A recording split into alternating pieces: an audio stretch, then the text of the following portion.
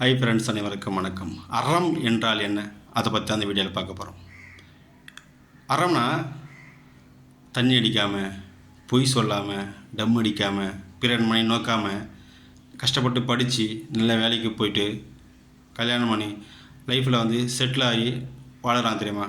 அதற்கு பெயர் அறம் என்று கேட்டால் இல்லை.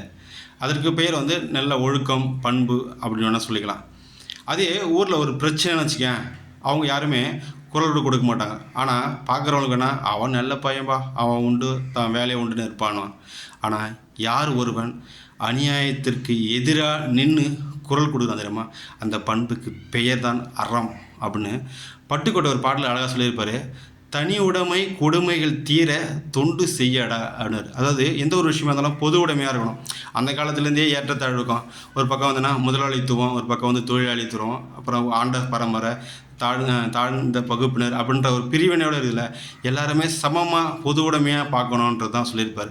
அப்படி ஒரு சில பேர் எங்களுக்கு தான் எல்லா விஷயம் தெரியும், தனி உடைமையாக எங்களுக்கு தான் எல்லாம் தெரியும், நாங்கள் சொல்கிறது தான் சரி, உனக்கு ஒரு மண்ணும் தெரியாது, நாங்கள் சொல்கிறது தான் நீங்கள் செய்யணும், நீங்களாக ஒரு விஷயம் செஞ்சீங்கன்னா அதை நாங்கள் நிப்பாட்டுவோம், அது எத்தனை வருஷம் கடந்தாலும் பரவாயில்ல அப்படின்னு இருக்கிற ஒரு பிரச்சனையை நியாயத்துக்கு பக்கம் நிற்கிறான் தெரியுமா, அந்த பண்புக்கு பேர் அறம்.